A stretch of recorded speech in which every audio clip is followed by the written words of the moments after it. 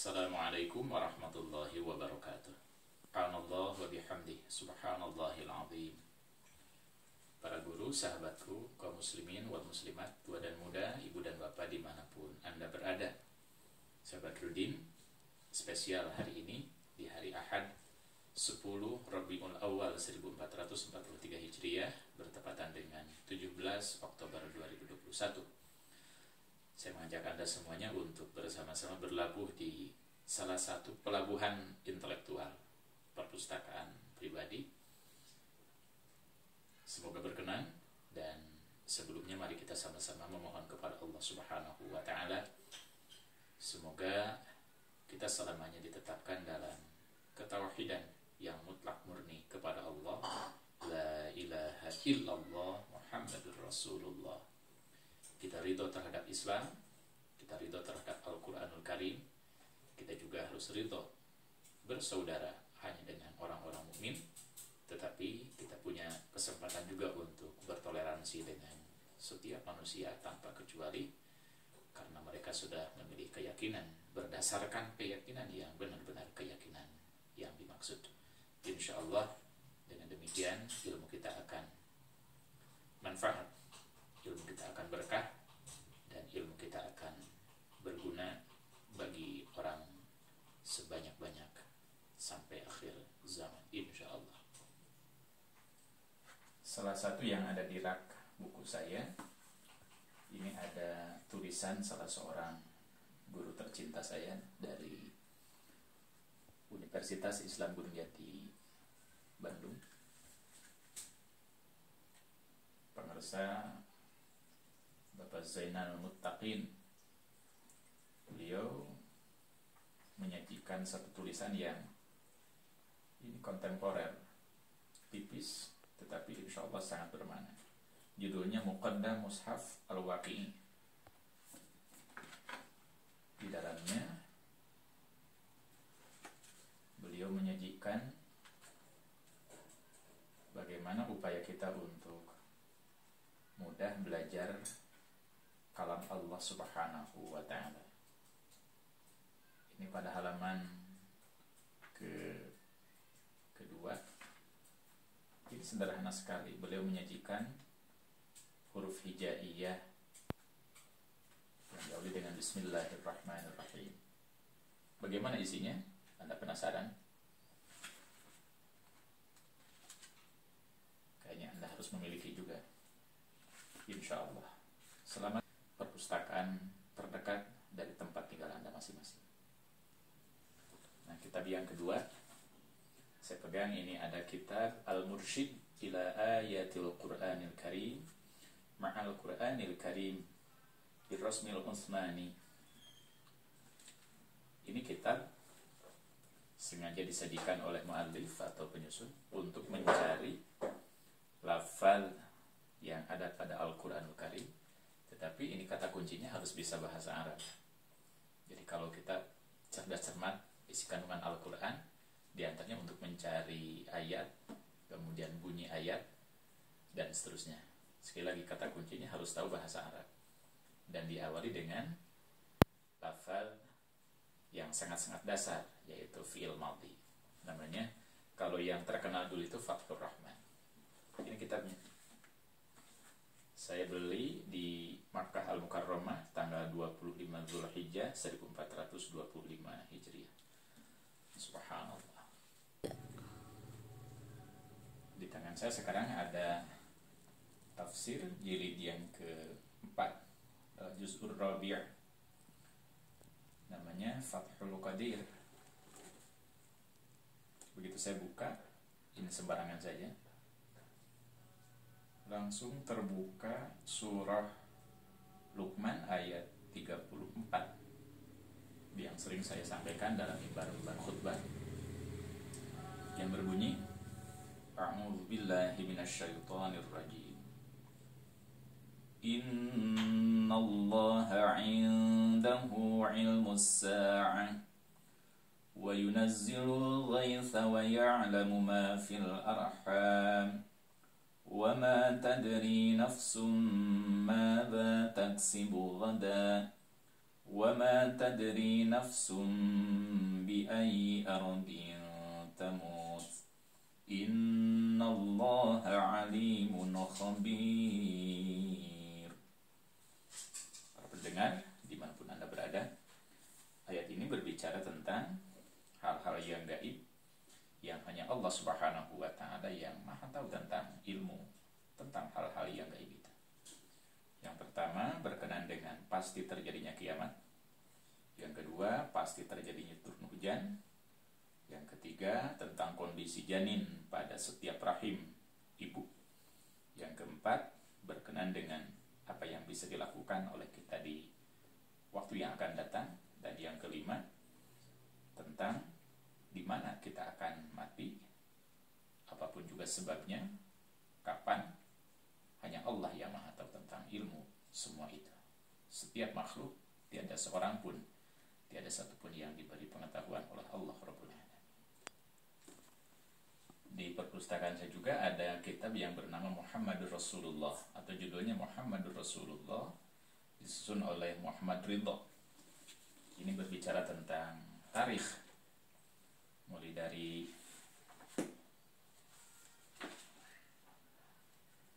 tarikh Nabi Muhammad, manaqib Nabi Muhammad sallallahu alaihi wasallam.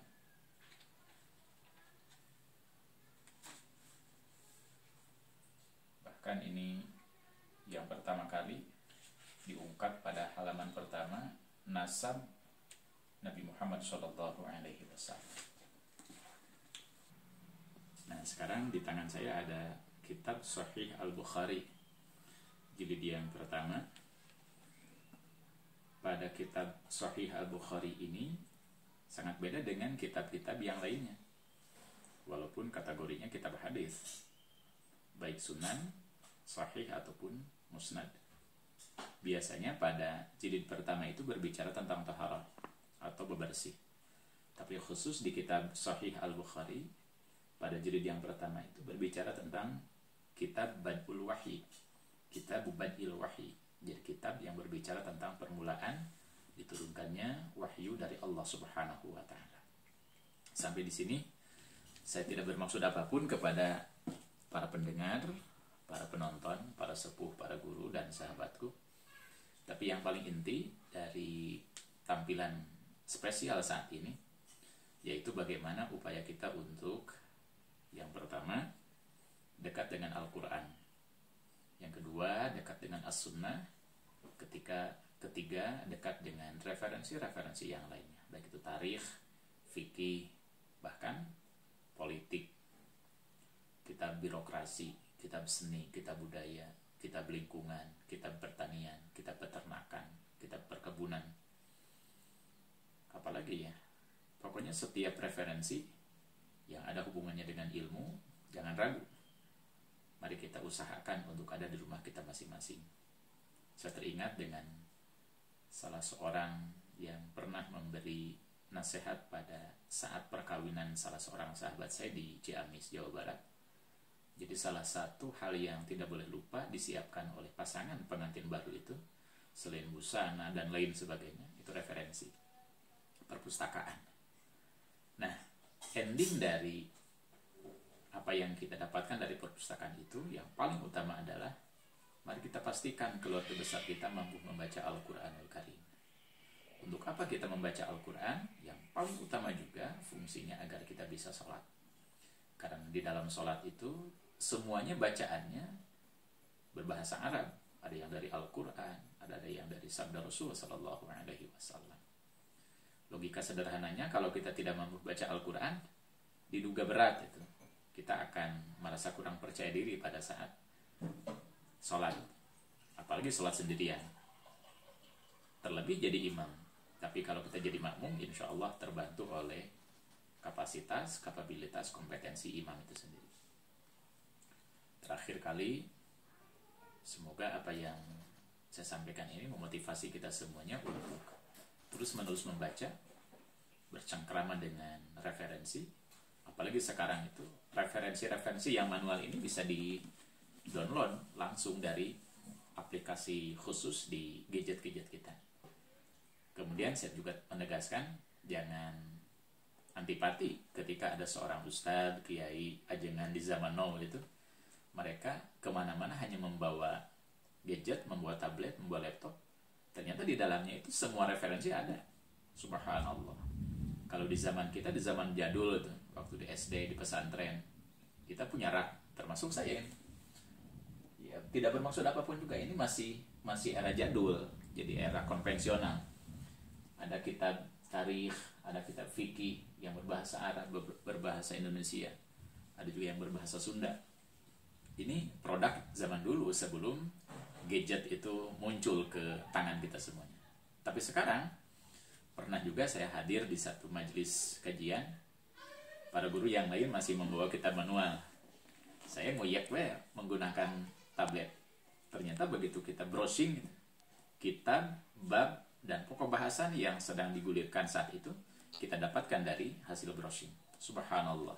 Inilah satu di antara karunia Allah Rabbul Alamin yang Allah titipkan kepada para saintis dan teknokrat untuk menciptakan alat-alat digital seperti tablet, kemudian apalagi ya,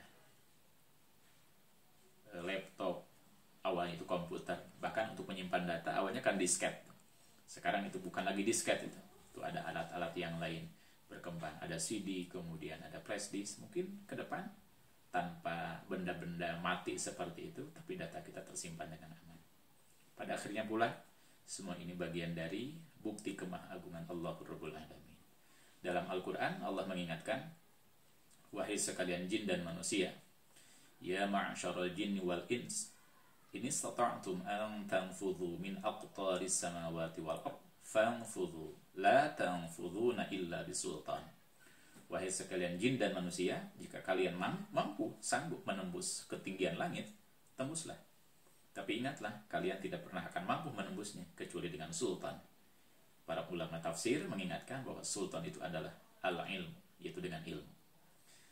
Dan siaran kita secara acak, mungkin juga komprehensif, walaupun tidak lengkap semuanya, tapi diambil yang besar-besarnya saja. Ini bertepatan dengan dibukanya Masjidil Haram setelah kita melakukan lockdown beberapa tahun. Menurut salah seorang syekh di Madinah Al-Munawwarah, Syekh Fahad Al-Harbi, lewat saluran chatting dengan saya baru-baru ini, beliau mengingatkan bahwa sejak hari Ahad sekarang 10 Rabiul Awal 1443 Hijriah bertepatan dengan 17 Oktober 2021, Masjidil Haram sudah terbuka untuk umum dan full untuk jamaah. Juga pembatas-pembatas soft itu sudah dicabuti oleh para petugas. Semoga menginspirasi kita semuanya. Mohon maaf dan terima kasih. Juga semoga Allah Rabbul Alamin senantiasa menyehatkan lahir dan batin kita semuanya, dimanapun kita berada. Kita diberi kekuatan untuk tetap istiqamah berislam, bertauhid kepada Allah, mencintai Rasulullah Sallallahu Alaihi Wasallam sebagai Nabi yang terakhir, dan cinta Al-Quran, juga tetap tegar untuk dakwah amar ma'ruf nahi mungkar dimanapun kita berada sampai akhir zaman. Hasbunallah wa ni'mal wakil, walhamdulillahi rabbil alamin. Subhanakallahumma wa bihamdi, asyhadu an la ilaha illa anta, astaghfiruka wa atubu ilaik. Amin ya Allah ya rabbal alamin. Jangan lupa subscribe, like, dan share. Niatkan ibadah kepada Allah Subhanahu wa ta'ala. Saya Badruddin, salah seorang penyuluh agama Islam Kementerian Agama, dan sebagai Ketua Dewan Pembina Yayasan Pendidikan Islam Gunung Jati, Sukabumi, Kampung Ciparapat, RT 10, RW 3, Desa Bangbayang, Kecamatan Tegal Bulet, Kabupaten Sukabumi, Jawa Barat, Indonesia. Mohon maaf dan terima kasih kepada semuanya. Wassalamualaikum warahmatullahi wabarakatuh.